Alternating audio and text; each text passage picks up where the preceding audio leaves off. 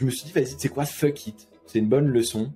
Je suis le mec qui a fail. Votre pire ennemi, c'est le status game. On a fait des trucs bien et pas bien, mais on n'a pas réussi à rendre de family indépendant financièrement. Franchement, j'ai testé beaucoup de business models. Le startup studio est le pire qui existe. Ce qui est difficile à identifier en entrepreneuriat, c'est que tu as les qualités de tes défauts et les défauts de tes qualités. Bonjour à tous et bienvenue dans ce nouvel épisode. Je suis aujourd'hui avec Maxime Blondel qui fait des grands yeux. Mais oui, gros sujet. On est là pour parler d'argent. C'est quand qu'on est riche, bordel. Maxime, tu es à l'origine de The Secret Company. C'est un startup studio, tu nous en parleras plus en détail après. Ouais. Déjà, comment ça va? Mais écoute, très bien. Assez intense en ce moment. Comme je te disais avant qu'on démarre, pas mal de choses qui changent ou qui vont changer en interne chez nous. Ouais. Mais c'est une période galvanisante parce que on est quasiment en train de reprendre une feuille blanche et tirer les conclusions des 3 dernières années. Qu'est-ce qu'on a fait de bien, qu'est-ce qu'on a fait de mal, qu'est-ce qu'on a fait d'exceptionnel, et essayer de se concentrer uniquement sur l'exceptionnel. Donc c'est une période à la fois stressante qu'il faut pas se rater, mais galvanisante. Mais donc ça va très bien. Merci. Et toi, Jérémy? Bah écoute, ça va super bien aussi. C'est un super bon début d'année, donc tout roule. Est-ce que les entrepreneurs, tu vois, les nous et assimilés, est-ce qu'on n'est pas justement accro à cette adrénaline du toujours plus vite? Totalement. Et je pense que c'est la beauté de la chose. On pense tous que, tu vois, maintenant tu démarrais ton podcast, c'est trop bien de vouloir devenir riche. Je trouve que c'est une belle intention qu'on valorise pas assez en France. Mais c'est un jeu infini. Chaque fois que j'ai vu quelqu'un devenir ce qu'on peut estimer de riche, tu sentais qu'il avait envie de pousser plus loin, très souvent. Et c'est un jeu infini en fait. Donc qu'est-ce que c'est d'être riche? Je pense qu'il faut pas. Moi, je trouve que honnêtement, je trouve que c'est pas. Je trouve que c'est pas une intention louable. En tout cas, je trouve que c'est pas une intention qui va te rendre heureux parce que c'est inatteignable. Mais donc, il faut essayer de se dire, ok, la richesse est un curseur. Ça me donne ma boussole si je vais dans le bon sens en termes de création de valeur pour mes clients, pour mes employés. Est-ce que je crée une structure qui fait du sens en fait, mais qu'il faut davantage se concentrer sur qu'est-ce qui me fait kiffer, et qu'est-ce qui me fait kiffer, et deux, qu'est-ce que je fais de mieux que tout le monde. J'ai tendance à voir la richesse, moi, si tu veux, comme déjà un merveilleux moteur de développement personnel, spirituel, etc. Parce qu'en fait, on est tous câblés un peu comme ça, tu vois. C'est quand j'aurai de l'argent, ça ira mieux. Donc en fait, plus vite t'as de l'argent, plus tu te rends compte que bon, ok, j'ai besoin de thunes. Alors déjà, je veux le niveau d'après. Et en fait, du coup, je suis toujours moi avec mes problèmes. J'ai plus de problèmes d'argent, mais j'ai toujours tous les autres problèmes en fait. Et quand tu donnes des ressources financières suffisantes et même beaucoup plus que suffisantes à une personne, soit elle se rend compte qu'elle a toujours le même problème et elle est fâchée. Et donc c'est pour ça que des fois l'argent crée des connards. En fait, c'était déjà des petits connards dedans, juste ça s'exprime pas. Mais pour beaucoup de gens, en fait, ils vont plutôt aller chercher à devenir de meilleures personnes et à faire de meilleures choses dans le monde extérieur, tu vois. Ouais. Très aligné avec toi. À la seule différence que... Comment dire? En fait, je suis pas sûr qu'en voulant devenir riche, tu puisses vraiment devenir vraiment riche. Parce qu'en fait, la richesse crée d'autres problèmes. Et je suis pas sûr que je suis pas sûr qu'à partir du moment où l'intention de base est trop étriquée, c'est que t'es pas assez intelligent ni assez ouvert pour comprendre toutes les parties prenantes qui vont t'arriver dans la gueule et pour devenir vraiment riche en fait. Moi je pense le vérifier depuis quelques années. À chaque fois que je vois quelqu'un qui arrive devant moi en me disant je veux devenir riche, je l'ai rarement vu devenir riche. Et en fait, s'il gardait cette intention qui est réelle, qui nous incombe tous et qu'on décide ou pas de révéler, ça c'est un autre sujet. Essayez de trouver, moi ce que j'appelle ton super pouvoir secret. Très souvent, tu vas pas t'y attendre et ça va te faire devenir riche. 100% d'accord avec toi. Et toutes les galères qu'apporte la richesse seront faciles à gérer parce que derrière, en fait, tu feras de toute façon un truc sur lequel t'excelles et qui te rend heureux. Toutes les galères de optimisation fiscale, t'auras, je pense, des gens en dessous de toi hiérarchiquement, des employés, t'auras peut-être des investisseurs à qui reportent. Tout ça sera assez facile, assez naturel, assez fluide. En fait, moi, je recherche plus dans ma vie la fluidité et l'alignement des visions, l'alignement des incentives économiques entre les acteurs. Et j'ai remarqué que chercher justement cette fluidité, cet alignement, te rendait beaucoup plus heureux et beaucoup plus riche. En fait, c'était un meilleur moyen d'arriver à la finalité. Ouais, d'ailleurs, il y a beaucoup de gens qui le disent actuellement, ça buzz un peu. Alors, t'avais une vidéo de Charles Gatt qui buzzait sur TikTok, qui disait dans les grandes lignes, si vous cherchez à devenir riche, vous allez être malheureux, cherchez à devenir le meilleur possible dans un truc que vous aimez faire, et ça vous rendra riche. Et Félix Denis, ce qui est rigolo, c'est qu'il le dit dans un bouquin qui s'appelle How to Get Rich.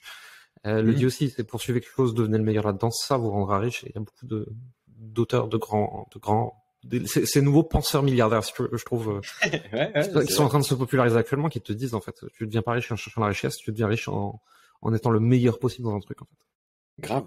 Mais je sais pas si, je le connais pas, mais How to Get Rich, ça me fait penser au tweet thread de Naval. How to Get Rich without getting rich. Même genre. Et ça, pour le coup, tu vois, quand un jeune vient me voir et me dit, voilà, je veux vraiment être riche, je le renvoie souvent vers ce thread, parce qu'en fait, ce thread t'oriente à faire des choses qui ne sont pas directement corrélées à la richesse, mais qui vont t'amener à la richesse de manière détournée, en fait. Sans que tu te rendes compte, et justement avec cette fluidité, sans que l'effort soit si désagréable que ça. 100% d'accord. C'est quoi ton parcours et ton histoire jusqu'à The Secret Company? Mon parcours et mon histoire. Par où commencer? Lycéen? Allez, on va commencer au lycée. Je suis lycéen, je suis un ado pas très heureux, pas très sociable, et qui a beaucoup de facilité, mais qui se contente de la moyenne, parce que avoir des bonnes notes, ça m'intéressait pas. Donc je voulais juste, tu vois, pas seulement avoir, tu vois, 10, 11 pour passer, mais je me disais, allez, j'ai de quoi avoir 14 sans me fatiguer. Je visais le 14. J'ai toujours eu 14 toute ma scolarité, collège, lycée, après, etc. Et mais si je peux te raconter un truc intéressant pour toi et ta communauté, c'est le vrai truc qui m'a fait changer dans la vie. C'est, je dirais, vers 16 ans. J'ai été vraiment malheureux d'être associable, pas avoir d'amis, pas avoir ce que je voulais dans la vie, et que, en fait, ça soit pas fluide. Et j'ai arrêté de me dire que le problème c'était les autres, et je me suis dit que il fallait que moi je change. Et le meilleur moyen que j'ai fait ça, parce que j'avais rapidement compris que j'étais une éponge, c'est que je me suis dit que j'allais m'inspirer des gens autour de moi qui étaient ce que je voulais devenir. Donc j'avais un cousin qui était hyper sociable, et j'ai joué un peu à ce jeu qui peut paraître malsain au démarrage, mais qui est, je pense, un processus, un passage obligé dans le processus de l'apprentissage, c'est le mimétisme. Ouais. La modélisation. Ouais. Et donc je l'ai copié. Je l'ai copié jusqu'à trouver mon style, tu vois. Et je suis devenu sociable, j'ai eu des amis, j'ai compris comment se faire des amis, tu vois, qu'il fallait être tolérant, empathique, fun, tout ça, quoi. Donc ça, c'était à 16 ans. Et je me suis musclé aussi, parce que j'étais un peu maigre. J'ai coupé un peu mes cheveux, parce que c'était un peu trop long, tu vois. Et j'ai commencé à être beaucoup plus heureux. Tu vois, je me suis trouvé des passions.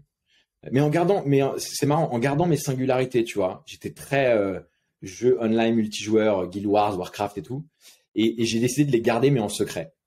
Et donc, j'ai continué à faire ça. J'ai composé de la musique. À 16 ans, j'ai écrit un livre que j'ai jamais publié, que je regrette de pas l'avoir fait d'ailleurs.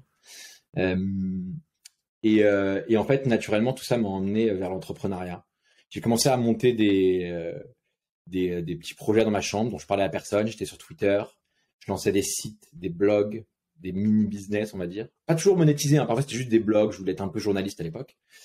Et en fait, en fréquentant Twitter, ça a changé ma vie, parce que j'ai découvert que je voulais pas du tout être les journalistes que je suivais à la base. J'ai découvert des journalistes tech qui m'ont fait découvrir les entrepreneurs tech, et je me suis dit que je voulais être ces personnes-là.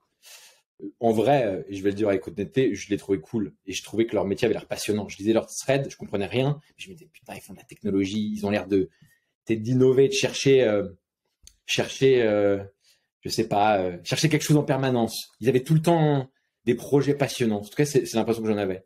Et je me suis dit que je voulais être un peu ça, chercheur, créateur, défricheur.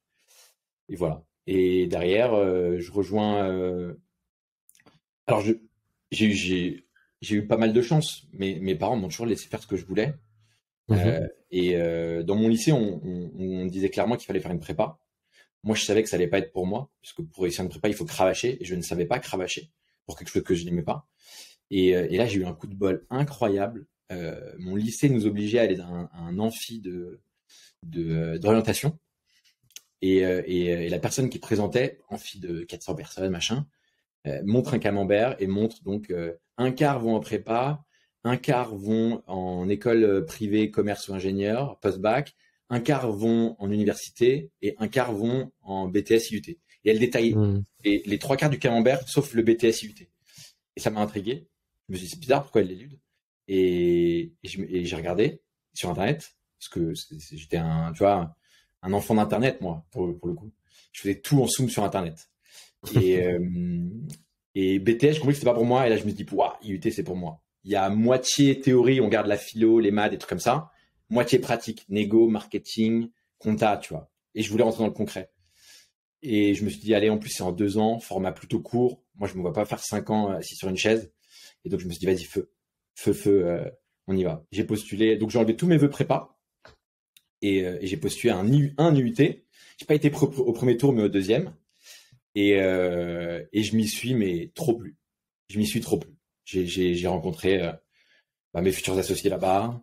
Rapidement, bon, je travaillais pas plus, mais j'ai découvert. Il y avait une asso étudiante qui m'intéressait bien. C'était celle qui organisait tous les voyages, les soirées. Ce qui est marrant, ce qui m'intéressait, c'était pas de faire la fête, mais d'arriver à organiser les meilleurs événements.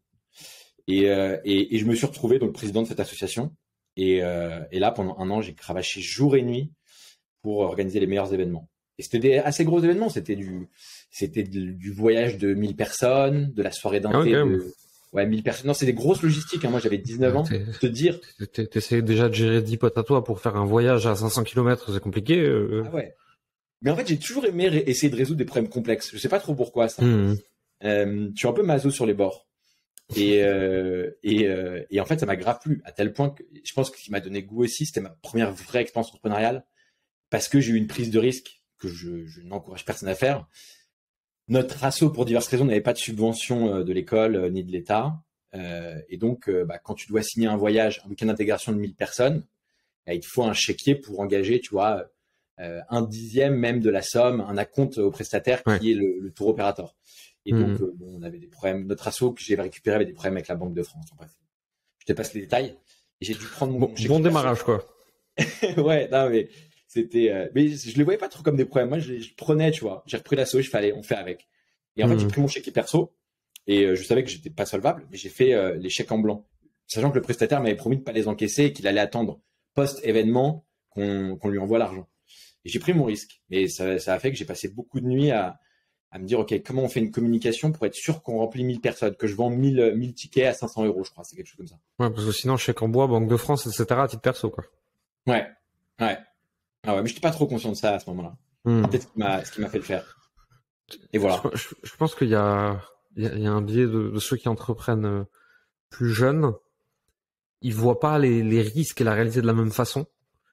Et du coup, ils osent des trucs fous qu'un entrepreneur de 35-40 ans, il fera jamais. Après, c'est qui disait ça la dernière fois? Je crois que c'était Oussama. Qui disait ça la dernière fois, qui dit, tu descends de la montagne dans une caisse sans roue, celui qui arrive en bas, c'est un génie, celui qui s'est pété la gueule en route, on se dit, mais pourquoi il a fait ça, ce con, quoi? C'est toujours pareil, le biais du survivant, en fait, hein. Ouais, c'est très vrai.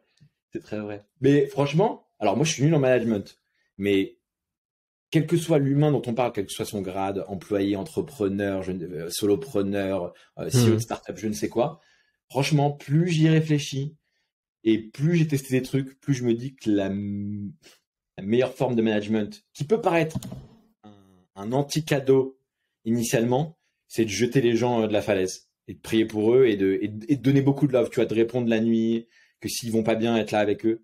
Franchement, derrière, et puis ils vont apprendre tellement de choses. Au pire, ils vont se rater, c'est pas grave. Mais biberonner les gens, même tu vois les trucs de mimétisme où d'abord tu fais à côté des gens, puis après tu les laisses faire en les regardant et tout. J'en suis arrivé à la conclusion que il y avait rien de plus efficace, même s'il y avait un peu de perte, que de pousser les gens de la falaise et de sauter avec eux en priant et en leur donnant beaucoup de love. Hyper intéressant. Et donc, entre cette UT et The Secret Company, qu'est-ce qui se passe? Qu'est-ce qui se passe? Cette action entrepreneuriale me fait dire que oui, je veux entreprendre. À ce moment-là, j'arrête les études et je chauffe 4 copains à monter ce que je voulais être une start-up. J'utilisais bien ce mot parce qu'il était important pour moi. Et on monte une app pour aider les jeunes à trouver du travail. On veut, concrètement, à l'époque, LinkedIn n'était pas ce qu'il était. C'était vraiment une CV tech. C'était que des CV. Il n'y avait pas de Ouais, je me rappelle. feed, il n'y avait pas de post, etc. Et on trouvait que ça aidait pas beaucoup les moins de 25 ans, étudiants et jeunes diplômés, à trouver des stages, des alternances et des premiers jobs. Et on se dit, vas-y, on est les bonnes personnes pour faire ça. C'est notre mission, etc. On fait toutes les erreurs du monde. Hein. On veut faire on comprend pas. Moi, à cette époque-là, je comprends pas avec mes associés qu'on fait un produit mobile consumer, mass market, et que notre jeu, c'est d'avoir sur notre application une masse critique d'utilisateurs qui a un usage régulier sur au moins 27 jours de l'application. En vrai, je comprends pas que je joue quasiment au même jeu qu'Instagram, Snapchat ou LinkedIn. Ouais. Problématique d'activation et d'effet de réseau, quoi. Exactement. Et je le comprends pas. Et donc, vu que je comprends pas à quel jeu je joue, je comprends pas les facteurs clés de succès. Je comprends pas qu'il faut que dans l'équipe, il y ait un CTO de talent, un Chief Technical Officer, quelqu'un qui va coder l'app et la faire évoluer en permanence. Donc, on travaille avec un freelance. Sauf qu'on n'a pas d'argent, donc on est obligé de faire des concours à la con pour gagner 5 000 euros hypothétiques pour financer ce freelance. Sauf que 5 000 euros, un dev, il te les crame très rapidement. Donc, des itérations sur le produit, on n'en a pas fait beaucoup. Et puis, il y avait 2 associés qui n'étaient pas full-time, qui avaient continué leurs études à côté. On était 3 autres, je crois, à être full-time. Donc, ça crée un désalignement d'intérêts.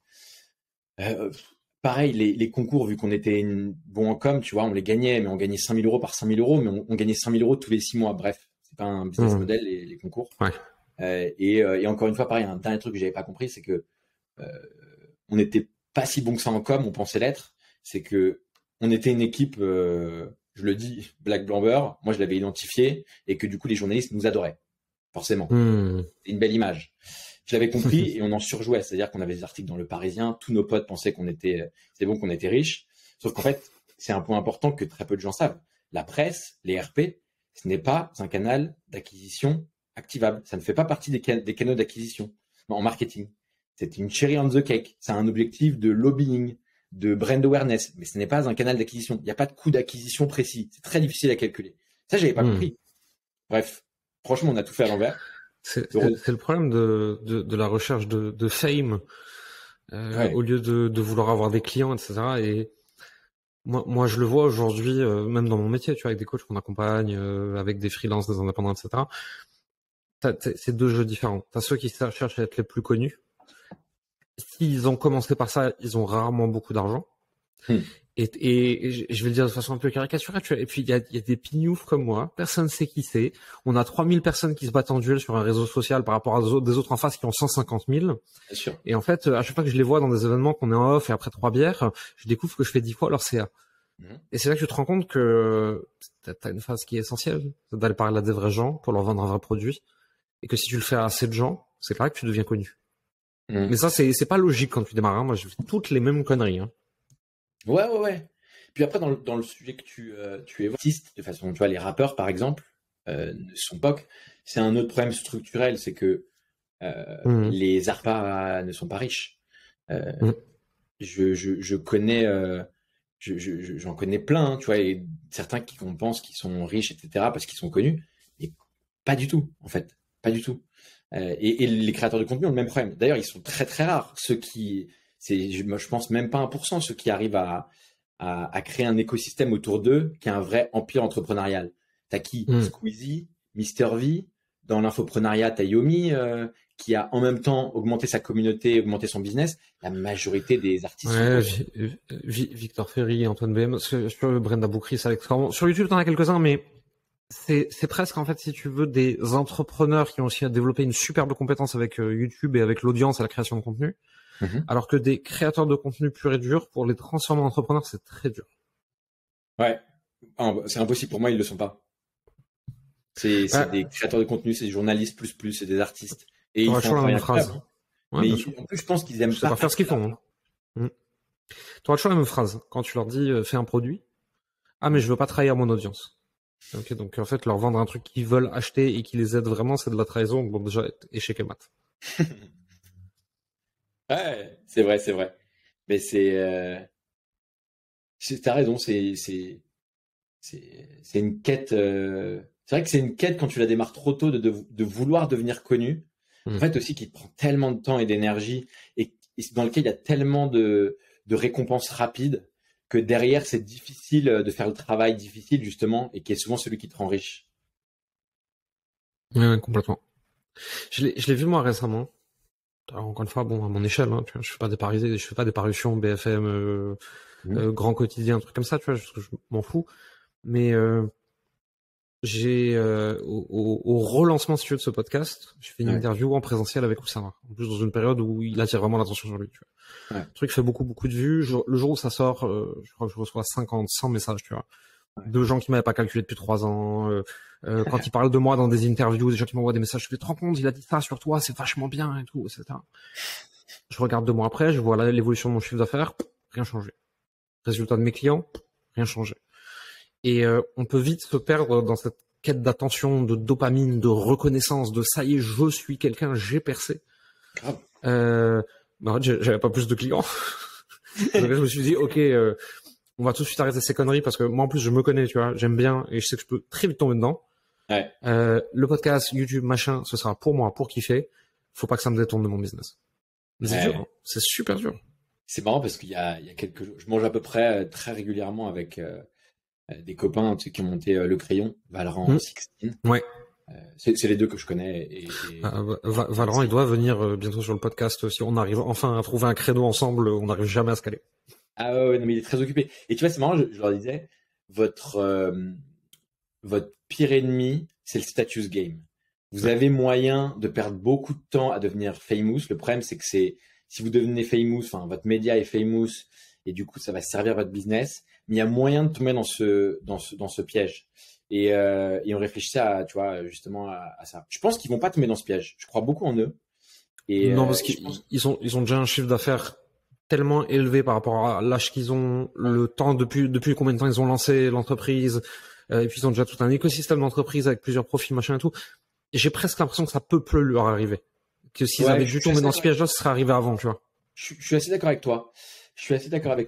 Je pense qu'ils ont, je l'espère en tout cas, passé un Rubicon et là ils sont en bonne voie.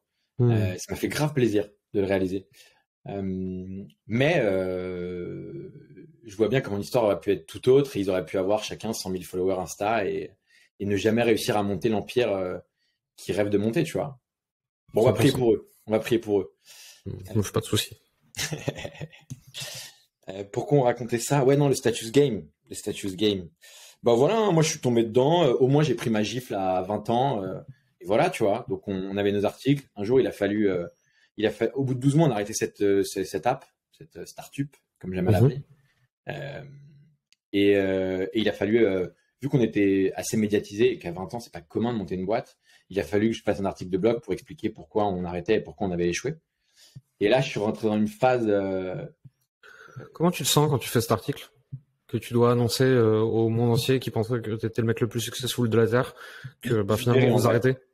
Sur 12 mois, les 6 derniers mois étaient horribles. On faisait que s'engueuler, on comprenait qu'on maîtrisait pas notre sujet, on n'avait pas de résultats, on n'avait pas de cash, c'était horrible. Donc à la fois libéré, et j'avais pas prévu quelque chose, c'est que l'article a vraiment bien marché. À l'époque, c'était Medium, il y avait très peu de gens qui écrivaient sur Medium. Ouais, il a vraiment pas mal tourné à tel point que pas mal de médias tech et business l'ont repris, médias traditionnels. Et donc, forcément, tout mon entourage était au courant que j'arrêtais, alors qu'au début, je voulais juste l'annoncer à mon cercle proche, tu vois. Et il s'avère que là, je suis rentré dans une autre phase où j'ai démarré un autre projet, parce que moi, j'avais besoin de cash, et j'ai directement, je me suis dit, ok, je fais un truc en secret, comme j'ai toujours fait, qui marche bien pour moi quand je démarre les trucs en secret, et je me focus sur, justement, je trouve très rapidement mes facteurs clés de succès, et je me bats pour eux. Et je me mets pas en public, et tant que j'ai pas prouvé que j'arrive à générer du chiffre d'affaires, je passe pas en public. Et ça commence à bien marcher pour moi. Je commence à monter une première plateforme de mise en relation dans l'événementiel qui s'appelle animationévénement.com, qui est une sorte de Airbnb pour trouver des châteaux gonflables, danseurs de breakdance, DJ, photographes, tout ce qui anime ton événement. Et je travaille avec des gros corporates, hein, du LVMH, du Carrefour, etc. Et pendant à peu près 1 an, j'opère ce projet-là. Pendant 1 an, quand je vais en soirée, tout le monde me dit alors, comment ça va? Je vois que t'as raté ta boîte. Et moi, je me réponds à tout, je leur fais, non, non, mais c'est cool, tu vois. Moi, j'ai fait mon deuil. Le jour où j'ai appuyé sur publier, j'ai fait mon deuil. Et maintenant, ça cartonne pour moi. Et les gens, tu sais, ils me répondaient quoi? Ils me répondaient, ouais, mais du coup, comment tu vis l'échec? Enfin, ils n'arrivaient pas à passer à autre chose, tu vois. J'étais identifié comme le mec qui a fail. Et je me suis fait merde. Et ben en fait, j'ai pris ma perte. Je me suis dit, vas-y, c'est quoi, fuck it. C'est une bonne leçon. Je suis le mec qui a fail. Et je vais optimiser pendant ce temps-là mon revenu à moi et mon apprentissage. Je vais pas optimiser mon statut parce que j'ai joué à ce jeu. C'est probablement la leçon que je dois recevoir. Et j'ai fait ça pendant 2 ans. Une fois que cette plateforme de mise en relation a fonctionné, animationévénement.com, je l'ai dupliqué sur d'autres verticales. J'ai lancé un site qui s'appelait unesalaparis.com. Pareil, des entreprises réservaient des lieux pour organiser leurs séminaires, conférences, soirées de fin d'année. J'ai lancé traiteurparisien.com, pareil, mais sur la nourriture. Et enfin, j'ai lancé 1001foodtruck.com parce que j'ai identifié que dans le marché des traiteurs, il y avait une niche grandissante qui était les food trucks. Quasiment chacun de ces sites est devenu leader sur sa niche en France, sur son marché. Donc, j'étais seul fondateur. Donc, vraiment, je gagnais pas mal ma vie. Au bout d'à peu près 2 ans, j'ai reçu une offre de rachat. J'ai vendu ces sites. Et là, je m'ennuyais, quoi. Je me tournais les pouces. Et coup de bol, il y en a eu pas mal, en vrai, quand je regarde rétrospectivement, vraiment pour le coup. The Family passe une annonce et disent on lance un programme pour les moins de 23 ans. À ce moment-là, j'en ai 22. Pour les moins de 23 ans, et on veut les former pendant 4 mois, gratuitement, tous les samedis, à l'entrepreneuriat en mode de family. Ça s'appelle Reverse, le programme.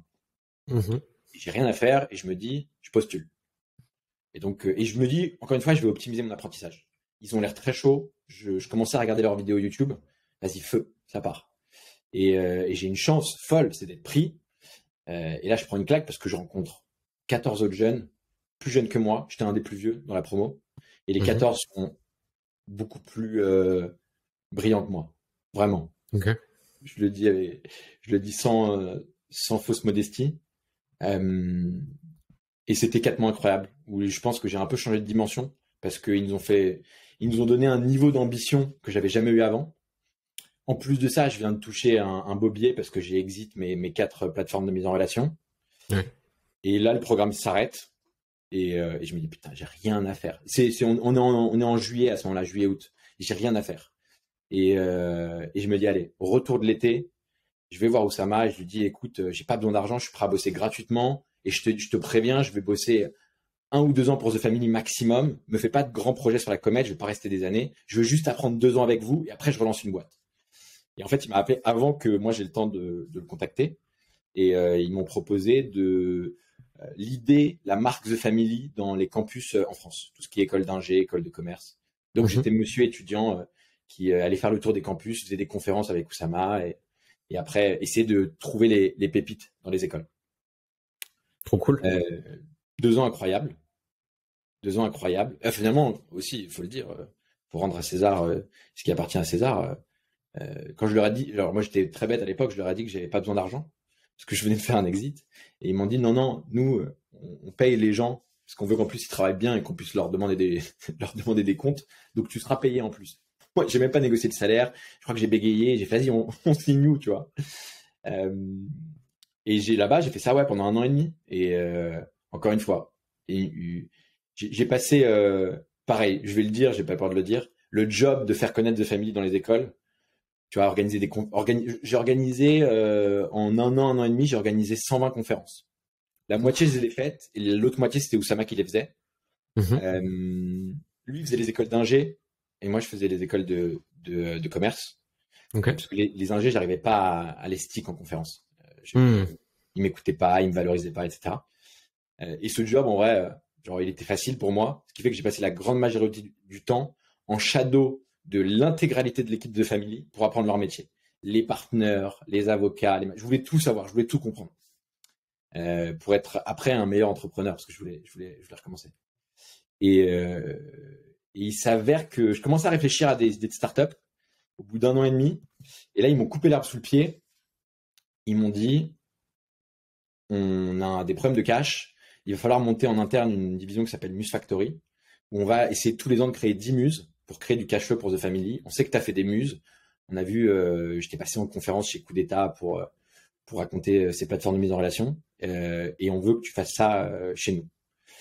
Et j'ai accepté le challenge. Et on a fait des trucs bien et pas bien. Mais on n'a pas réussi à rendre The Family indépendant financièrement. Mais en 6 mois, je me suis rendu compte qu'en fait, une Muse Factory, c'était un modèle d'entreprise qui ne pouvait pas exister. Et qu'à chaque fois qu'on avait un projet qui perçait, l'ambition venait en marchant. C'est marrant ce qu'on disait au début du podcast. Et les mecs nous disaient, ouais, mais vous savez, cette app mobile ou ce jeu de société ou ce micro SaaS, ce micro logiciel qu'on a créé pour être une muse et sortir le cash tous les mois. En fait, moi, je suis approché par des VC. Il y a un cofondateur aussi qui m'a approché. Peut-être que j'ai envie de faire une startup. Et là, je me suis dit, OK, sans le vouloir, on a créé un startup studio avec, je pense, une thèse de bootstrap. C'est-à-dire qu'on obligeait les projets à être autofinancés les 12 premiers mois, se concentrer sur le cash flow. Et je leur ai dit, les amis, je vais pas réussir à vous rendre indépendant. Je préfère pas vous mentir. Par contre, je préfère partir, qu'on monte ça ensemble. Et ça va s'appeler The Secret Company. Voilà l'histoire. Trop cool. Je parle beaucoup. Hein. Moi, j'aime bien. C'est comme ça, moi, si tu veux, moi, j'ai juste à écouter. C'est très confortable. C'est pas moi qui va faire la conversation. Moi, j'ai juste à être attentif. Tu dis des choses intéressantes. Ça intéressera l'audience. Moi, je suis bien. Moi, je suis en vacances. Hein. C'est toi qui bosses. Hein. Ok. Comment ça se passe les débuts de The Secret Company? Donc, pour résumer, tu as créé sans le vouloir un startup studio. C'est-à-dire que ton job avec tes cofondateurs, c'est de créer tout plein de startups à la chaîne. Ouais. Pas à la chaîne. C'est ouais. C'est au début. Hein. Une à deux par an. Okay. Ouais. En fait, au début, ce qui a été difficile à réajuster, c'est que vu qu'on a démarré en Muse Factory, on a démarré 10 muses. Il y en a 5 qui ont prises. 3 qui ont vraiment eu des gros product market fit et qui voulaient devenir start-up sur les 5 qui marchaient. Et à ce moment-là, déjà, il a fallu s'en occuper. Et moi, j'étais une équipe vraiment réduite parce qu'on n'avait pas beaucoup d'argent. Et que j'avais, à part The Family en actionnaire, tu vois, en investisseur, j'avais pas d'associés. Et après, ça a été difficile de prendre la décision de se dire, OK, on va pas faire 10 par an ni 5, mais je me suis documenté et j'ai appelé eFounders et tout. Ils ont été très sympas, certains là-bas, de m'aider. En fait, tu peux pas, si tu veux faire de l'artisanat et de la qualité, tu fais sans financement, tu fais 1 ou 2 par an maximum. Intéressant. Et du coup, tu mises sur l'effet boule de neige sur la durée, plutôt que d'essayer de jouer au jeu, en fait, le jeu des VC, tu vois, c'est on en forme de 100, en se disant il y en a une qui perce. Toi, au lieu de faire 100 boîtes en disant il y en a une qui va peut-être percer, c'est plutôt on y va plus doucement, on essaie de les amener plus loin, on essaie de plus les nurturer, les accompagner, etc. Comment ça se passe? Ouais, c'est une équation, enfin c'est un tableau à beaucoup d'entrées. Le premier, c'est que effectivement, alors je préfère le prévenir parce que je sais que c'est le startup studio en ce moment, tout le monde veut en faire, et moi n'importe qui veut en faire un, je veux bien l'aider. J'en aide beaucoup, mais je dis toujours aux gens, si c'est pas une passion, le faites pas. Non, mais c'est le pire. J'en ai testé beaucoup des business models, hein. Des logiciels, des agences, des apps, des marketplaces, ce que tu veux. Franchement, j'ai testé beaucoup de business models. Le startup studio est le pire qui existe. Et je le dis vraiment, n'y allez pas. C'est horrible. Si vous le faites, je vous aiderai. Mais s'il vous plaît, si vous pouvez prendre la décision de ne pas le faire, vraiment, je vous en conjure. Comme ça, ils voient ma bonne foi, tu vois, que c'est pas juste, je veux pas d'eux sur le marché, sachant qu'il y a aucun startup studio qui est réellement concurrent. En fait, ce qui fait que c'est un très mauvais business model, le startup studio, c'est que en investissement, il y a une règle que certains vont appeler la diversification. Tu dois mettre tes œufs dans pas le même panier, dans plein d'autres paniers. Et il y a d'autres philosophes milliardaires qui ont vulgarisé ça comme la magnitude des succès, la multitude des échecs. Donc, si tu as un bon fonds d'investissement et un startup studio prend des parts dans les startups qu'il co-crée, tu dois en fait multiplier les projets pour te dérisquer, parce qu'en fait, il y en a peut-être que 1 ou 2% qui va réussir à long terme. Sauf qu'un startup studio, vu que c'est de l'artisanat, et c'est pas un jeu d'investisseur, c'est un jeu de bâtisseur. Tu bâtis des fondations. Pendant 12 mois, tu ne peux faire que 1, 2, 3 projets en parallèle, si tu veux les faire bien. Et donc, économiquement, c'est complètement con. Et les startup studios qui réussissent, qui sont toujours là 10 ans après, alors je ne sais pas leur secret sauce. Est-ce que c'est du momentum? Est-ce que c'est de la chance? Est-ce que c'est du talent? Probablement tout ça mêlé. Mais si tu pars du principe que tu fais 2 projets par an pendant 10 ans, ça te fait 20 startups. Dans le game startup et le type de risque que c'est cet asset, cet actif startup, c'est une décision complètement idiote. Et c'est ce qui fait que c'est un très mauvais business model. Donc, mais bon, en fait, moi je l'ai fait par passion parce que ce que j'ai réalisé en marchant aussi, tu vois, j'étais pas prédisposé à faire une bonne partie de ma vie en startup studio. Mais il s'avère que j'ai surkiffé le jeu parce qu'en fait, j'ai réalisé que moi ce que j'aimais faire, c'était les 12 premiers mois des projets. J'aime bien être là quand on façonne l'idée. J'aime bien quand on monte l'équipe cofondatrice autour de cette idée, les meilleures personnes pour diriger ce projet. Et on pourra en parler après, c'est un vrai secret de Polichinelle de Startup Studio, c'est que c'est pas un jeu de builders. En vrai, c'est une agence matrimoniale. Ton vrai succès, tu le fais si tu arrives à trouver des cofondateurs et que tu crées un mariage qui fonctionne. C'est ça le vrai facteur clé. Les idées, on s'en fout. Et les MVP, on s'en fout. C'est un vrai jeu RH. J'ai la même chose sur les coachs. C'est un truc que j'aime bien répéter, tu vois. Je pense que c'est une bonne analogie. C'est que les clients qui réussissent avec nous, ils auraient réussi avec quelqu'un d'autre. Et probablement que, ok, peut-être moins vite et moins facilement, mais ils auraient réussi sans nous aussi. Et en fait, la réalité, c'est que les gens qui doivent réussir, ils vont réussir parce que ça vient de qui ils sont. Ouais. Et qu'ensuite, tu leur donnes un chemin, des compétences, etc., qui leur correspond mieux qu'un autre. Mais grave. Et j'ai l'impression que dans le game des startups, c'est la même chose, tu vois. Il y a les founders, les co-founders. Puis il y a éventuellement un founder market fit qui est hyper important, on pourra parler. Et c'est des gens qui étaient destinés à y arriver, en fait. Ouais, mais grave. Et tu vois, c'est marrant parce que tous les mecs là qui veulent lancer des startups studios qui viennent me voir pour que je les aide, franchement, je le fais avec plaisir. Et j'ai beau leur expliquer c'est quoi le facteur clé de succès, je suis pas. Après, je les vois exécuter et je suis pas convaincu qu'ils aient compris ou qu'ils aient écouté. Ou peut-être j'explique mal. Mais en fait, ils se concentrent sur les idées, les protos. Et après, ils reviennent me voir et ils me disent putain, trop galère. En fait, là, j'ai une boîte qui est bien avancée. Genre, j'ai ce logiciel SaaS qui fait 24 de MRR. Mais maintenant, il faut que je sorte de l'opérationnel et je sais pas comment faire.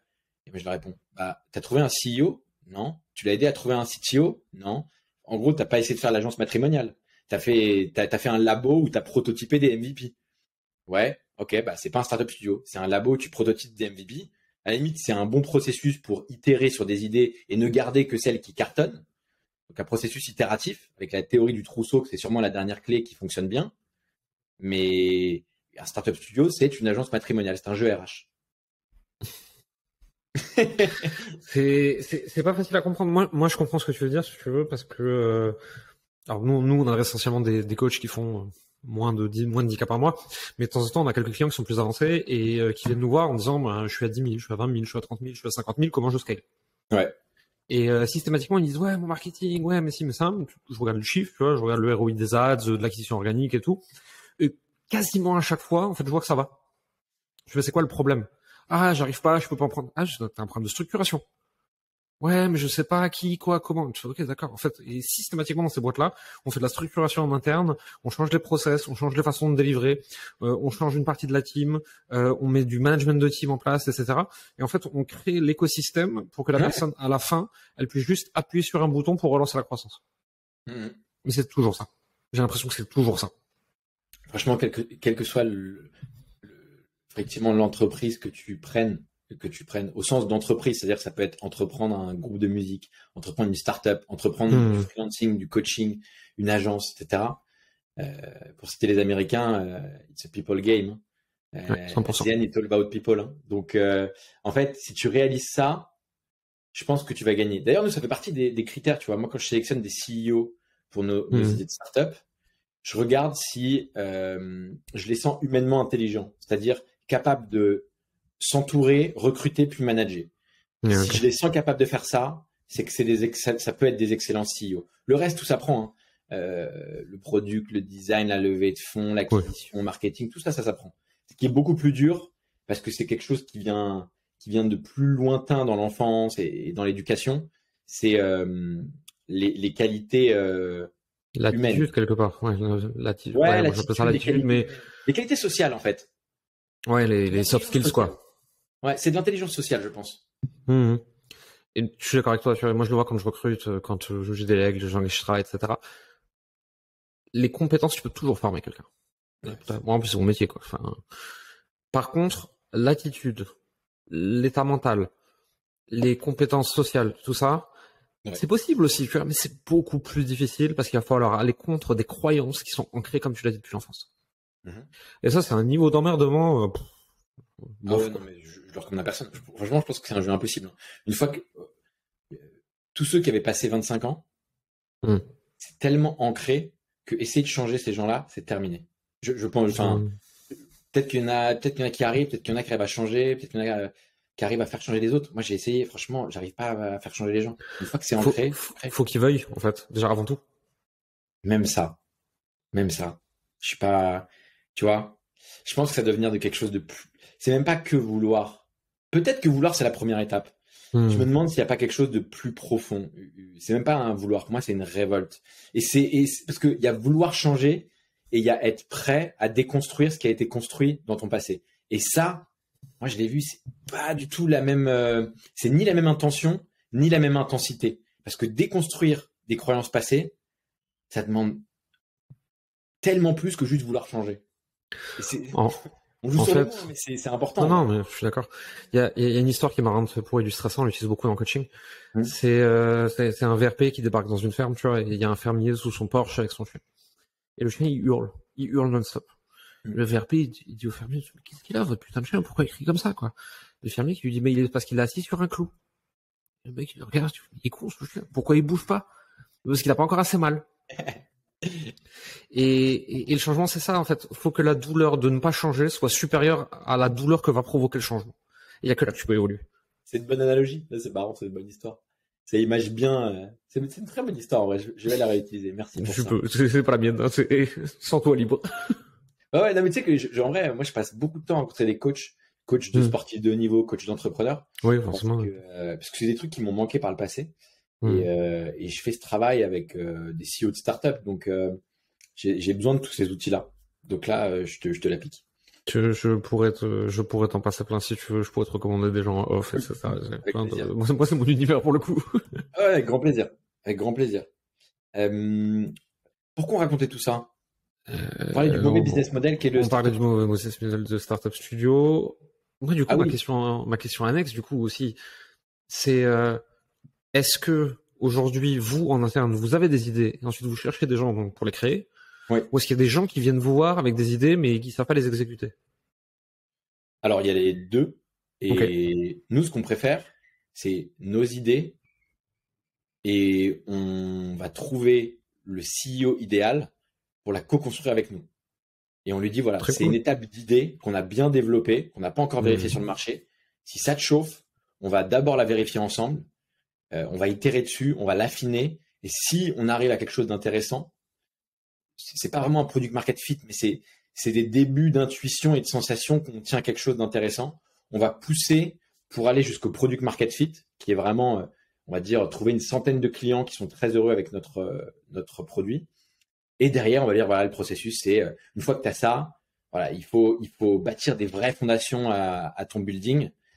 Sinon, tu vas construire sur des pilotis et ça va mal se passer. Donc, on va te trouver des cofondateurs, pas que vous aimez professionnellement, mais humainement, tu vois. Et on va t'expliquer comment mettre en place des choses pour que vous découvriez, que l'amour naisse un petit peu. C'est une vraie agence matrimoniale. Hein. On leur dit, voilà, bah, moi, parfois, je fais des trucs bizarres. C'est-à-dire qu'il y a des CEO, je leur dis, écoute, là, tu sais, ton cofondateur, CTO, CMO, là, qu'on a intégré il y a un mois, je trouve pas que la sauce, elle prend. Je me demande si tu devrais pas organiser une semaine de séminaire ensemble pour se retrouver dans la même maison. Parce que nous, on travaille beaucoup en mode jeu vidéo à distance, en remote. Ouais. Donc, fais une semaine de séminaire. Au pire, ça va casser parce que vous n'allez pas vous supporter dans cet Airbnb pendant une semaine. Au mieux, vous allez ressortir et vous allez commencer à développer un peu d'amour. Et je fais des trucs comme ça. Hein. Et après, ça devient des réflexes. T'es gentil avec eux encore, franchement. Hein. Moi, quand je veux voir si ça va matcher, et je le fais toujours de façon explosive, tu vois. Soit c'est des personnes qui aiment faire la fête et picoler. Faut qu'ils se prennent une, attention, l'alcool est mauvais pour la santé, ne faites pas ça chez vous. Bien sûr. Faut qu'ils se prennent une timbale ensemble et on regarde ce qui se passe. Et, si c'est des gens qui boivent pas d'alcool, et c'est tout à fait ok, je les amène en montagne. Ouais. Mais genre, sur une rando de 8-12 heures, tu vois, un peu galère. pas dangereux du tout, mais un peu galère.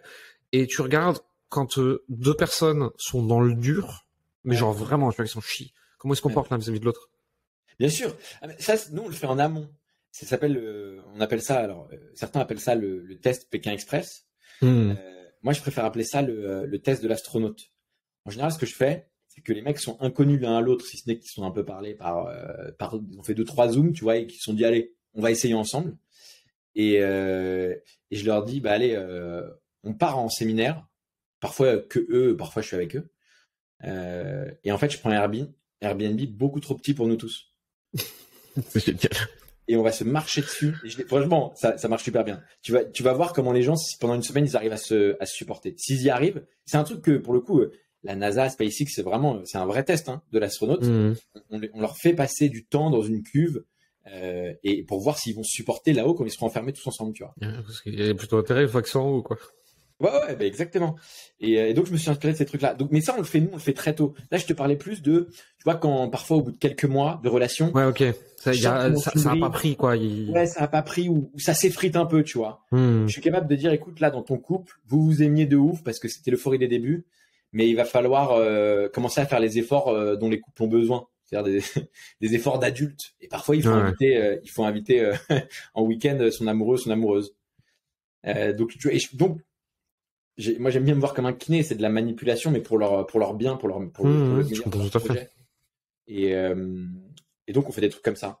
Et une fois qu'on a une équipe cofondatrice bien constituée, on passe à la suite. On va commencer à avoir plus de clients, améliorer le produit, le faire passer à une autre étape, recruter des premiers employés s'il y a les moyens. Et la dernière phase, qui est un peu la quatrième phase, c'est la levée de fonds. Et là, nous, à ce moment-là, on va les aider à lever des fonds. Et c'est Robin qui s'en occupe chez nous, qui est mon associé, qui est vraiment le spécialiste levée de fonds. Okay. Et après, nous, une fois la levée de fonds closée, en fait, on sert plus à rien parce qu'il y a une équipe en place et nous, dans l'opération, on sert plus à rien. Une fois qu'il y a de l'argent, il va falloir accélérer et entre les clients, les employés historiques, les employés à recruter et l'argent à manager, en fait, les fondateurs vont avoir tellement de travail qu'ils auront même plus le temps de nous parler. Et s'ils viennent nous parler, c'est parce que vraiment, ils pensent qu'on peut les aider sur un sujet, mais plus du consulting ou du coaching. Ok, intéressant. C'est le processus. C'est comme ça que ça fonctionne. Très cool. Est-ce que tu as le droit de nous parler de certaines boîtes qui sortent de The Secret Company et est-ce que tu peux nous en dire un peu plus? Moi, je serais curieux. Ouais, bien sûr. Déjà. Ouais, bah, je peux te parler des deux dernières parce que je pense que c'est notre première vraie, tu vois, c'est notre troisième année où on fait ce métier. On a fait une première année incroyable. En plus, pendant le Covid, on avait misé en amont, avant le Covid, que sur des projets qui étaient Covid resistant. Ouais.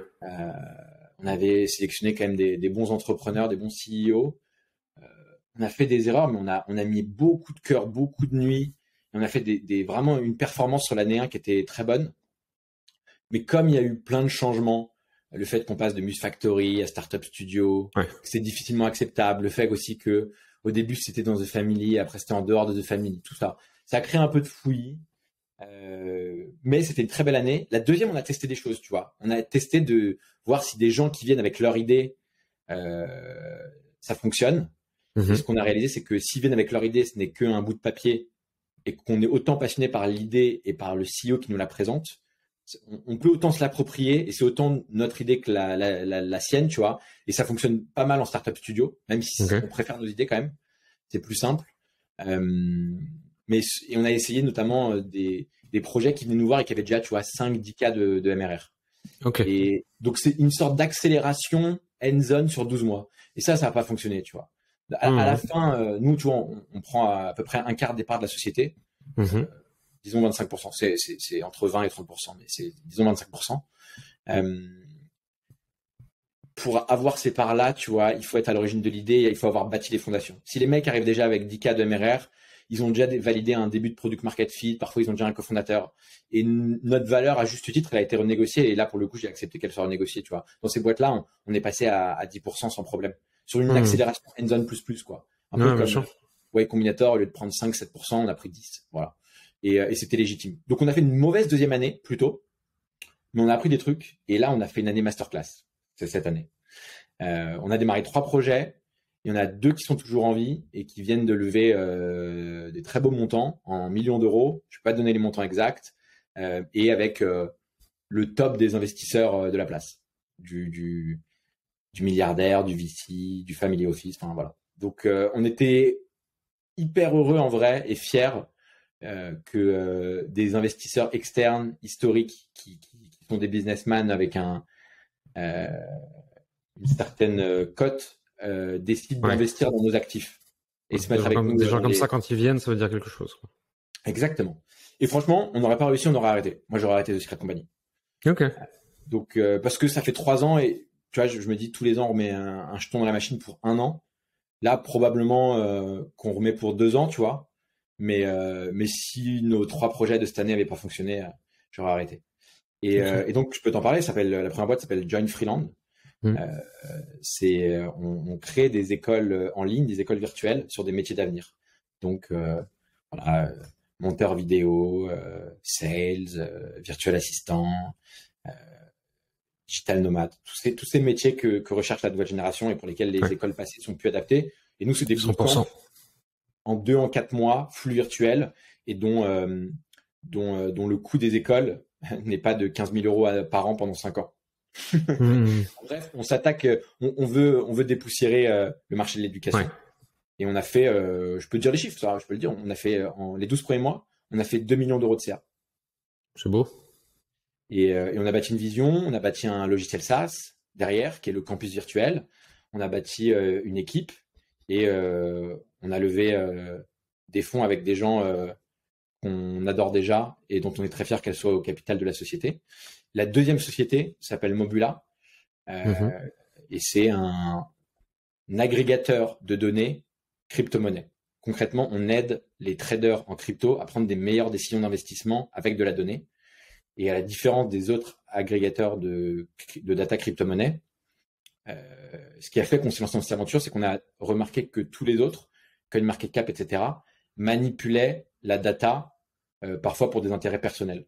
En bref, pour un jeu crypto qui est censé être décentralisé, ils étaient beaucoup trop centralisés. C'est souvent le cas malheureusement. Donc on a décidé de faire un data aggregator crypto décentralisé où il y a une DAO derrière la société. En bref, tu vois tout ce qui s'est passé avec FTX, donc l'équipe qui part avec les fonds, avec quelque chose de très nébuleux et d'illégal en interne, qui était secret. Nous, c'est impossible de le faire. On n'a pas la main ni sur la data, ni sur les finances.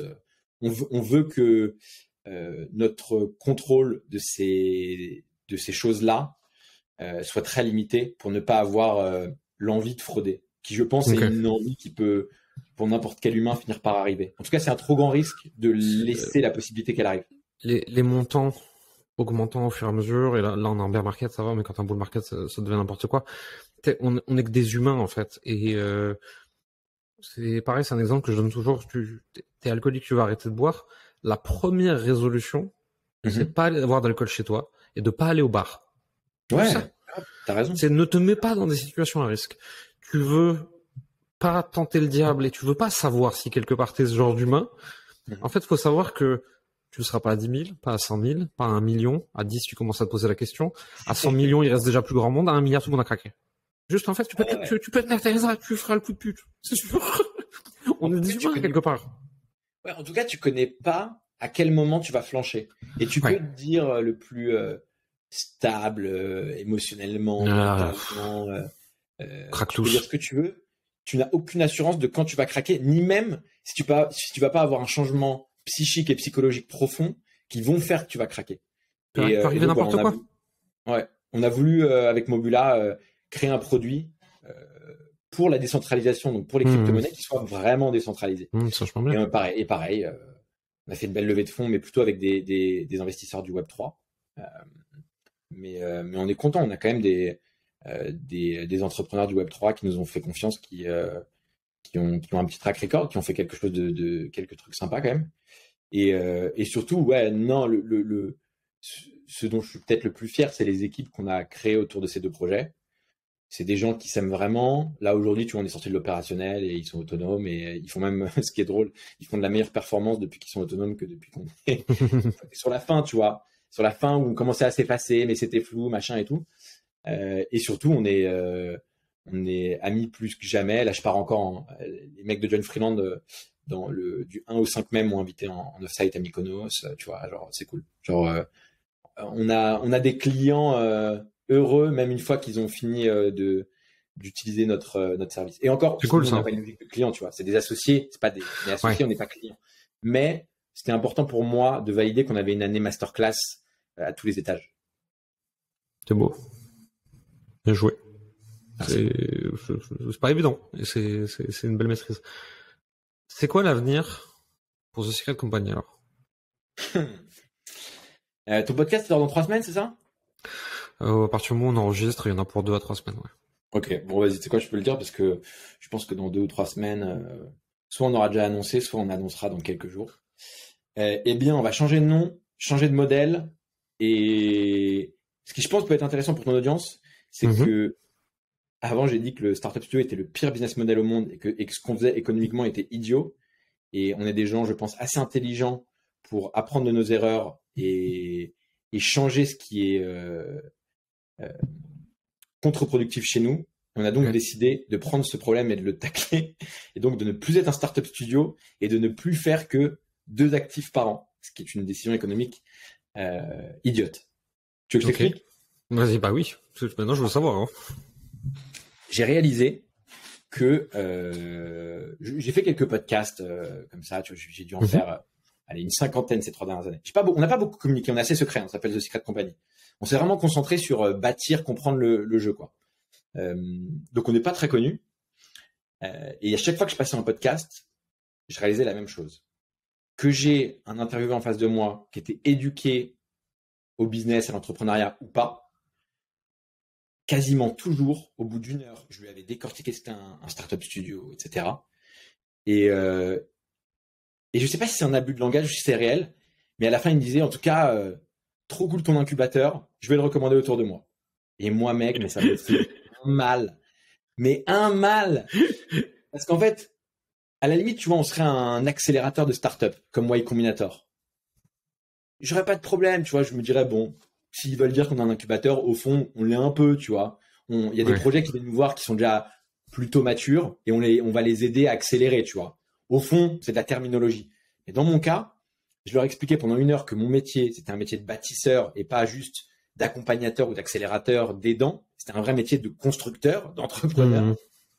Et à la fin, il me disait, ouais, je vais recommander ton incubateur. Et moi, j'avais des gens, la lead gen que j'avais, c'est que des gens qui viennent nous voir en disant, j'ai ce projet, on fait 5 cas de MRM, on veut accélérer, on sait pas comment faire, j'ai pas trouvé de cofondateur, etc. Et moi, je leur dis, mais non, je suis pas fait pour toi, en fait, mec, va voir Y Combinator, va voir qui tu veux. Et au bout de 3 ans, j'ai commencé à me dire, bon, le problème vient peut-être de toi, et qu'en fait, peut-être qu'en fait, c'est juste que ton image marketing, qui est le Startup Studio, pour expliquer ce que tu fais, est une très mauvaise image. Parce que quand tu dis un restaurant, les gens voient ce que c'est un restaurant. Quand tu dis un bar, les gens voient ce que c'est un bar. Et je me suis dit, OK, probablement que le Startup Studio, c'est une très mauvaise image marketing. Ça, c'est ma première réalisation. Et 2, j'ai réalisé que c'était de l'énergie vraiment mauvaise que de passer 1 heure à expliquer mon business model et pas mon business. Plutôt que de parler de Secret Company, je parlais des startup studios. Ce qui fait que j'ai que des gens qui viennent me voir et qui veulent monter un startup studio. C'est l'enfer. Je le dis, c'est l'enfer. Donc ça, c'était. Je passais par un truc approchant. À un moment, je voulais sortir un petit peu de la personal brand. Ouais. Et je me suis dit, on va monter tel nom de marque, incubateur pour coach et thérapeute. Mon équipe me dit, c'est une mauvaise idée. Je vous emmerde, je sais ce que je fais. Je demande aux clients, qu'est-ce que vous en pensez? 85%, 90% des réponses, c'est quoi un incubateur? Ok, échec et mat, merci, au revoir. Ah, mais tu vois, mais même fin du game. C'est pas une bonne image marketing. Ouais. Les gens, ils veulent pas, en fait. Ça les intéresse pas. Ouais, mais c'est fou, en fait. Et tu vois, on en revient toujours à écouter ses clients. Mais pas seulement les écouter. Vraiment les écouter. Tu sais ce qu'on dit. Regardez ce qu'ils font. Ouais, et surtout, regardez ce qu'ils font. Et donc, la 3e réalisation, parce que je te donnais les 2 premières. La troisième, c'était qu'on n'arrêtait pas de dire que c'était un jeu économique idiot de ne faire que deux startups par an et qu'un fonds d'investissement à minima investissait dans entre 10 et 100 startups par an en fonction des types de fonds d'investissement que c'est. Et donc qu'on était idiot économiquement et qu'on pouvait se retrouver dans 10 ans avec aucune de nos startups qui ne valait quelque chose. Et donc, on aurait appris des trucs, mais économiquement, on aurait perdu 10 ans. Je ne voulais pas me retrouver dans cette position. Et le 4e apprentissage, c'est que je me suis dit, OK, là, ça commence à faire beaucoup de points de friction. Je vais aller voir tous nos entrepreneurs avec qui ça s'est bien passé, que je kiffe et qui nous valorisent. Et je vais aller leur demander qu'est-ce qu'ils ont kiffé chez nous, mais qu'est-ce qu'ils ont trouvé exceptionnel pour me concentrer sur l'exceptionnel. Et je vais essayer de prendre certains de leurs feedbacks et pas d'autres. Parce que d'autres, en fait, ils vont pas s'en rendre compte, mais ils vont me faire des mauvais feedbacks. Ils vont juste me dire, tu vois, bien aimé sans plus, mais que plein d'autres pourraient faire. Et j'ai bien écouté, et j'ai bien regardé, et je me suis rendu compte qu'on avait moyen de créer une nouvelle catégorie, beaucoup plus compréhensible par le grand public, et qui nous permette de faire beaucoup plus de volume, en gardant la même qualité. Je te raconte? J'aime bien mettre ça suspense. Trop de teasing, beaucoup trop de teasing. Enfin, t'aurais pu être un marketeur, toi. C'est la première personne à qui je le raconte vraiment en public. Nous, on s'est rendu compte que notre sweet spot d'entrepreneurs avec qui on a travaillé avec plein, des trentenaires, des gens dont la famille venait plus de l'aristocratie. On a travaillé avec des gens qui venaient plus de la thèse, tu vois, qui venaient plus qui venaient de milieux sociaux défavorisés.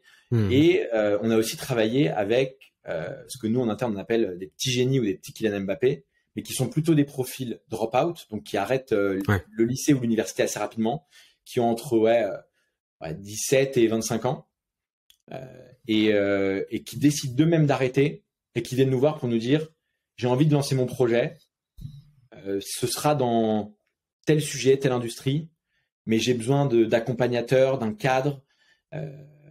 Et ce qui est marrant, c'est que c'est ceux avec qui on monte les plus belles boîtes et ceux qui sont le plus fans de nous, même une fois qu'on est sorti de l'opérationnel de leur startup. Moi, j'ai regardé ça, je me suis dit, OK, il faut que je fasse ce que je conseille à tous les entrepreneurs que je coach. Il faut que je me concentre sur mon sweet spot, mon persona phare, tu vois. Et j'ai tranché ce truc-là. J'ai dit, allez, on va se concentrer que sur eux. Et là, j'ai vraiment un moment d'épiphanie. Je me suis dit, mais attends, en interne, la blague, c'est qu'on les appelle les petits Kylian Mbappé. Et attends, Kylian Mbappé, il est allé dans un centre de formation à l'AS Monaco. Mais attends, est-ce qu'on serait pas un centre de formation entrepreneuriale? Et boum. Et là, je me suis dit, OK, j'ai commencé à interviewer des gens qui étaient passés par un centre de formation entrepreneuriale et d'autres qui avaient dirigé un centre de formation entrepreneuriale. Encore une fois, coup de bol, mon meilleur ami fait de la fiscalité comptable est en train de se former en ligne à une formation payante privée qui a l'air super pour justement devenir, scout de joueurs, repéreur de joueurs. Et donc, on lui a expliqué tout le business model des centres de formation, comment fonctionnait l'industrie du football, etc. Et je me suis dit, mais OK, mais en fait, au fond, ils s'en foutent qu'on soit un startup studio, ces petits Kylian Mbappé. Ce qu'ils veulent, c'est qu'on les emmène d'un point A à un point B. Et le point B, c'est des cofondateurs, un produit qui est un product market fit et des fonds levés pour accélérer. Parce que c'est ça ce qu'ils veulent. Et qu'on soit sympa avec eux et qu'on leur propose régulièrement, qu'on soit disponible même la nuit quand ils ont des doutes ou qu'ils sont fatigués et qu'on leur fasse des événements, des voyages, des off-site, des séminaires pour, tu vois, qu'ils rencontrent d'autres petits Kylian Mbappé comme eux.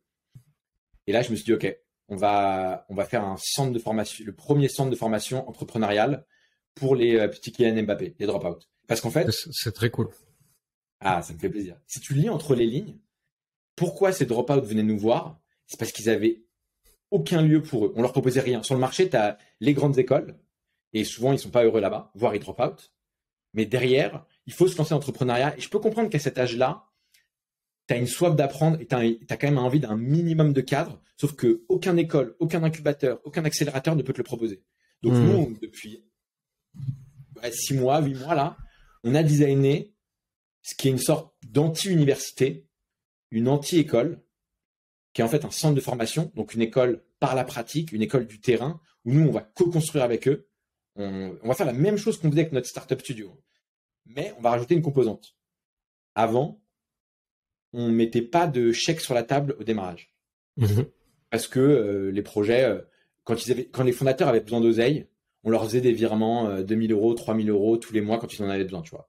Le problème, c'est que c'était assez asservissant, il y en avait qui n'osaient pas demander, etc. Donc, j'ai réalisé qu'en fait, ce qui était vraiment sain et ce que faisaient les centres de formation, c'est qu'ils leur disaient, écoute, on croit en toi, tu as le potentiel peut-être pour être un Kylian Mbappé, on va pendant 1 ou 2 ans t'entraîner et on va être avec toi sur le terrain, on va même jouer avec toi et on va te payer.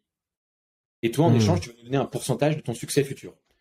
Et en fait, on a réalisé qu'aujourd'hui, on pouvait continuer de faire un accompagnement qui dure 12 à 18 mois, parce que c'est ce qu'on fait. C'est ce que font aussi les centres de formation. On va mettre à l'entrée 50 000 € sur la table. On va leur dire, écoute, on te donne 50 000 €.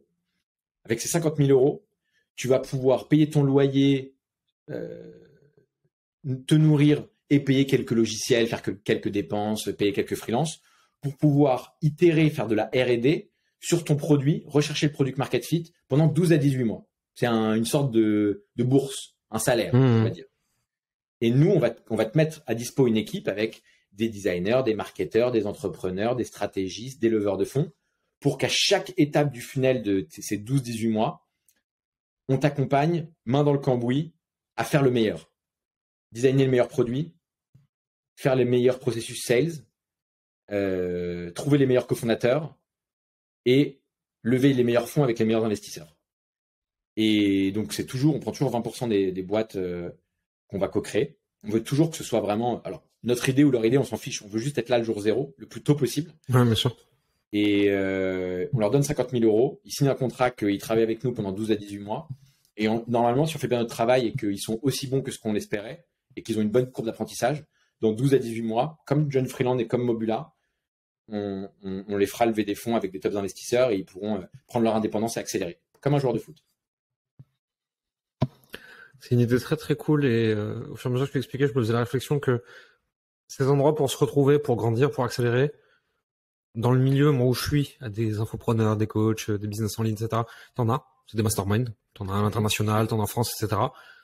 Mais que dans le monde des startups et de la création d'entreprises peut-être plus classique, t'as rien.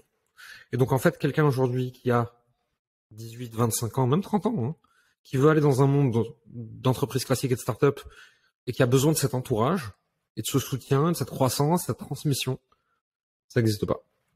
Tu viens de remonter le mastermind pour startup. Ouais. En plus, les mastermind, je trouve ça trop bien. Quand j'ai découvert cette convention, je me suis dit putain, mais ça. Et tous les mecs qui en sortent te disent que ça change leur vie. Que le mastermind soit bien ou pas bien, je pense que l'expérience est tellement intense que tout le monde dit que ça change sa vie. Je suis dans 2 actuellement. Comment? Je suis dans 2 masterminds actuellement. Ok. Donc ouais. C'est cool que tu continues à te former, en vrai. Toujours. Je me forme sur la partie business. Alors bon, à mon stade, c'est plus du développement d'entreprise en national, international. Je me forme comme ça toute l'année. J'ai toujours des coachs, j'ai toujours des gens qui m'accompagnent, j'ai toujours des gens qui me font des feedbacks. En formation, coaching et mastermind, je pense que je dépense entre 50 et 100K par an. Waouh, solide. Ouais, tu vas aller loin, quoi. J'espère. C'est le but. Si, je te dis, ça finira par arriver avec ce genre de réflexe. Et attends, et tu disais un truc intéressant avant, tu disais ce centre de formation pour les freelances, ça n'existe pas à ton sens? Non. Pourquoi tu le créerais pas? Parce que j'adresse pas les freelances. Ah oui, ok, d'accord, ok. C'est intéressant. Je garde l'idée. C'est une très bonne idée. Sur les freelances, je vois bien, je fais mon petit Nostradamus, je vois bien Thibault Louis aller dans sa direction. Et former de plus en plus parce qu'en fait, si tu veux, si on regarde un peu son chemin, si tu veux, moi je le regarde par rapport à d'autres mecs aux US, c'est ghostwriter. Ensuite, il a fait son incubateur solo média, enfin son bootcamp solo média. Puis là, il commence à faire des conférences et c'est de moins en moins percé sur LinkedIn et de plus en plus devenez solopreneur. Ouais. Et en toute logique, il faudrait que au bout, dans quelques mois, quelques années, j'en sais rien, ça dépendra de lui, tu vois. Moi, ce qui me paraîtrait évident, c'est au bout de ça, mettre une formation de 3, 6, 9, 12 mois sur devenir solopreneur en partant de zéro. Et ce serait un high ticket product, tu vois, un truc à 5K, 6K, j'en sais rien. Et ça aurait du sens. Et tu peux faire la même chose sur les freelances, tu peux faire la même chose sur toutes les verticales, en fait. Et aujourd'hui, c'est des marchés, même sans être numéro 1, parce qu'on n'est pas du tout sur un winner take all comme dans les startups, etc. C'est des marchés, si t'es juste le petit parmi les bons, Ouais. T'as une boîte qui fait 1,5 million avec 30% de marge minimum, si c'est pas 50. Il y a des belles choses à faire là-dessus. Hein. Je vais pas hésiter, c'est marrant et j'espère que ça le fera rire parce que j'adore ce qu'il fait et en plus on discute pas mal en privé et vraiment j'aime bien ce qu'il fait et je le connais même d'avant qu'il soit connu sur LinkedIn. Je l'avais croisé 2-3 fois. Quand on sortira la vidéo, je sortirai exprès l'extrait, je le taguerai sur Instagram pour l'embêter, pour lui dire Thibaut, on a décidé de ton futur. Non, mais tu vois, alors honnêtement et je dis ça sans animosité parce que je pense qu'il va faire autre chose. Je suis pas sûr que c'est ce qu'il a envie de faire, mais si c'était ce qu'il a envie de faire, je suis pas sûr que je sois la bonne personne pour le faire parce que je pense que ce qui est difficile à identifier en entrepreneuriat, c'est que tu as les qualités de tes défauts et les défauts de tes qualités. Et je pense que la limite de Thibaut est dans lequel il peut se perdre. Tu vois, c'est son plus. Si comme avec le crayon, je faisais des déjeuners tous les quarters, je lui dirais. Et là, c'est cool parce que j'espère qu'il va avoir cet extrait. Je me demande si c'est pas déjà perdu là-dedans. Il aime trop être seul. Et que je suis pas sûr que ça sache s'entourer. Et c'est le problème de tous les solopreneurs. C'est que ils veulent pas l'avouer, mais c'est des associables qui ont assez peu d'empathie pour les autres. Et c'est cool, tu vois. Je le dis sans animosité, vraiment. Ah, mais moi, ça fait un super long chemin, ça. Alors, peut-être qu'il me donnera tort, et je le souhaite. J'espère le titiller pour qu'il me donne tort, si c'est ce qu'il a envie de faire, et qu'il me donne tort et qu'il crée un empire avec des milliers de freelances, qu'il ait des associés, etc. Mais je pense il va trop avoir envie de rester pépère en mode. Je trouve qu'il se dirige plus vers le game de philosophe, un peu, tu vois, à la navale, seul dans son coin. Je pense pas qu'il aura envie de prendre la direction de l'empire. C'est possible. Et à la fois, écoute, non, mais en fait, si tu veux, là, c'est pas pour juger Thibaut, c'est juste une observation qui me concerne que moi, tu vois.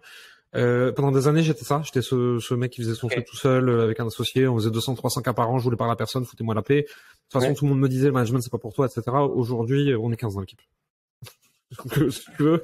Et rien ne m'y prédisposait, quoi. Vraiment. Moi, j'étais plutôt aussi du genre l'associable, j'aime pas les gens, et en fait, quand je leur dis un truc, de toute façon, s'ils le comprennent pas comme moi et aussi vite que moi, de toute façon, c'est qu'ils sont cons. J'ai mis longtemps et beaucoup de travail de coaching, tu vois, à comprendre que c'était moi le con dans ma façon de communiquer. Et qu'en fait, les autres, ils avaient plein de choses à m'apprendre, et que c'était une aventure humaine, et que l'on pouvait faire plus grand, plus beau, etc., tu vois. C'est ouf. Mais j'ai voulu, par contre, aller dans cette direction, tu vois. Exact. C'est volontaire. Donc, pas tout le monde qui le veut, et... T'as été prêt à tout perdre, et t'as refait un all-in pour changer ta structure et tout changer. Je suis reparti de zéro, ouais. Ah, c'est beau, hein. Franchement, c'est respect, hein. C'est respectable. Mais bref, je le souhaite à Thibaut Louis, mais je pense qu'actuellement, j'ai pas l'impression que c'est la direction qu'il prend. Et probablement parce que c'est pas ce qu'il a envie de faire. C'est une grande possibilité, ça, ouais. Je suis d'accord avec toi. Pourquoi on disait ça? Oui, non, parce qu'il n'y avait pas de centre de formation pour les freelances. J'espère que quelqu'un le fera. Si quelqu'un veut le faire, qu'il m'envoie un message, tiens. J'aimerais beaucoup le faire avec lui. J'ai plein de profils que je peux t'envoyer, en plus, que ce soit des gens qui seraient candidats pour ça ou des gens qui pourraient le monter, etc. Attention. Si vous avez des questions, que ce soit toi ou que ce soit n'importe qui nous écoute, sur tout ce qui est comment on monte des business, d'infoproduits, de coaching, d'accompagnement, écrivez-moi, je réponds toujours avec plaisir, en fait. C'est mon kiff, cette industrie, c'est mon industrie de cœur, ça fait des années que je suis là-dedans, j'ai pas envie de partir. J'adore cette industrie, je la trouve géniale. Incroyable. Mais attention, moi, si tu m'envoies quelqu'un, moi je prends que les Kylian Mbappé. Hein. Non, t'inquiète, ça se trouve. C'est vrai que ce que j'ai pas apprécié, c'est que le volume sur lequel on va passer, alors ça va être un test, hein, mais on va recruter aussi pour pouvoir faire ce volume. On va sélectionner sur un an 10 profils Kylian Mbappé d'entrepreneuriat à qui on va chacun donner 50 000 euros et avec qui on va chacun passer 12 mois main dans le cambouis à bâtir les fondations de sa boîte avec lui. Mais voilà, on veut rester très très très sélectif et faire 10. Pour l'instant, plus ça nous paraît beaucoup trop grand. Mais 10 avec des bourses à l'entrée, ça nous paraît faisable. Très bien. Intéressant. J'ai une dernière question pour toi. Si tu devais donner un conseil au toi qui a 15 ans, qu'est-ce que tu lui dis? J'ai toujours du mal avec ces questions-là. Parce qu'en vrai, je ne ferais rien différemment. Franchement, j'ai fait des merdes, j'ai fait des erreurs, j'ai fait des trucs sympas et j'ai eu des très très très très beaux souvenirs. Mais je te prends le package et je re-signe instantanément, vraiment. Alors tu vois, moi j'étais vraiment pas prédestiné à créer ce centre de formation entrepreneurial pour les petits Kylian Mbappé de l'entrepreneuriat. Et je vois pas comment quelque chose va plus m'amuser sur les 10 prochaines années. Et tu vois, je pouvais plus arriver à ce truc-là en faisant 3 ans de startup studio et en faisant avant un an de Muse Factory quasiment et en faisant comme ça. Et en fait, tu vois, j'ai eu tellement de chat en vrai. Mais si je devais donner un conseil, l'objectif de ce conseil, ce serait quoi? C'est ça la vraie question. Il n'y a pas de règle. C'est ta question, c'est toi qui décides. Je vais pas te faciliter le boulot, attends. Ouais, c'est vrai.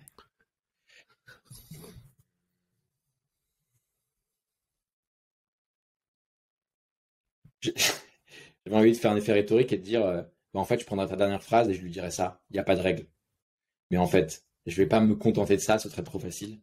Non, je lui dirais n'essayez pas d'être le meilleur, mais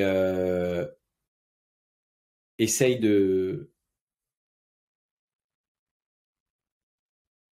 magnifier une de tes différences. Et je l'aurais dit différemment, faire un effet de levier dessus. C'est trop difficile de devenir le meilleur. Et c'est trop, je trouve, des quêtes qui mènent beaucoup de gens à leur perte et qui leur font faire des choses avec lesquelles ils sont pas alignés.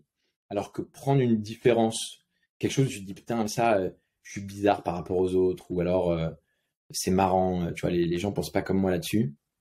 Et malgré le temps et les avis contraires, c'est quelque chose qui résiste chez toi. C'est qu'en fait, probablement que tu peux pas le changer et c'est ce qu'il y a de plus singulier et rare chez toi et d'unique. Et par exemple, je peux donner un exemple très concret. Moi, on a passé ma vie à me répéter que j'étais défocus. Et parfois, il y a des business où j'ai essayé de me refocus. Et depuis le temps, tu vois, je fais toujours un truc défocus. Je fais un startup studio. Je t'ai dit que c'était un jeu économique idiot, mais que je le continue parce que je surkiffe. Et ben, en fait, tu vois, aujourd'hui, là, ce centre de formation entrepreneuriale qu'on est en train de lancer, c'est la preuve que tout le monde avait tort de me donner ce conseil et qu'ils n'avaient pas compris qui j'étais. Parce que s'ils avaient passé beaucoup, beaucoup de temps avec moi et qu'ils avaient beaucoup, beaucoup débattu, ils auraient compris que naturellement, j'étais défocus et que je ne peux pas ne pas faire entre 2 et 100 projets par an. Je suis obligé d'être défocus et de faire plein de trucs. C'est comme ça que je suis heureux, c'est comme ça que je suis bon, c'est comme ça que je progresse, c'est comme ça que j'avance. Et si je l'avais compris plus tôt, je pense que de base, j'aurais pas essayé de les écouter parce qu'ils paraissaient de bons conseils, mais je me serais dit, ok, vas-y, le défocus, c'est moi, et je vais aider des gens qui veulent être focus à créer des empires sur leur verticale. Mais au fond, j'étais probablement destiné à faire ça. J'aurais peut-être aimé le comprendre plus tôt. Très très cool. Maxime, où est-ce qu'on te retrouve si on en saura plus sur toi, sur The Secret Company qui va peut-être changer de nom vu que ça change de business model, etc. Où est-ce qu'on oui, ça va changer de nom, je peux le dire. Ça va s'appeler The Quest. Pourquoi? Et parce que bon, c'est la quête. Quand j'ai eu tous ces moments d'épiphanie dont je t'ai parlé, je regardais énormément Orelsan. Donc il y avait que des références à la quête, etc. Et je trouvais que la quête entrepreneuriale ou même la quête de la vie, où on ne sait pas trop où on va, mais ce qui est important, c'est le voyage. Je trouve que c'est assez sympa. Donc ça va s'appeler The Quest, mais aussi pour une autre raison, c'est qu'on s'est rendu compte que les profils dropout dont je te parlais, qui sont vraiment des enfants d'internet, un peu weirdo sur les bords et tout, mais que nous on adore, ils ont comme moi joué pendant des années la nuit à des MMORPG, à des jeux en ligne multijoueurs. Et du coup, notre centre de formation entrepreneuriale, il fallait pas qu'il ait des ballons de football et des trucs de fitness partout. C'est pas ça le branding de notre marque, mais c'était un branding de jeux en ligne multijoueurs. C'est très très très très smart. Parce qu'en fait, c'est de l'e-sport qu'on leur propose. C'est de l'entrepreneuriat, c'est du sport entrepreneurial. Bref, pardon, je divague. Donc ça va s'appeler The Quest. Où est-ce qu'on me retrouve? Je pense que le moment où mes réseaux, LinkedIn, Maxime Landel. J'adore Insta, c'est mon réseau social préféré. Ok. On mettra tous les liens en description. Cool. Plus simple. Ouais. Ok. Merci à toi. Merci pour ton temps. Bondi avec merci un Y pour tous les partages. Merci de nous avoir livré les pépites en avant-première, même si au moment où on va le sortir l'épisode, ça sera peut-être plus de l'avant-première, mais ça on s'en fout. J'espère. Et écoute, j'étais très content de partager avec toi.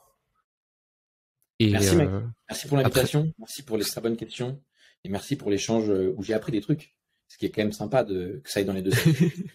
C'est toujours mieux quand c'est comme ça. Et merci à tous de nous avoir écoutés. Vous connaissez la chanson, les pouces, les likes, les commentaires, les étoiles. On sait pas encore trop ce que ça fait que l'algorithme. Personne n'est d'accord là-dessus. En tout cas, ça soutient notre travail et ça, c'est toujours cool. À très vite.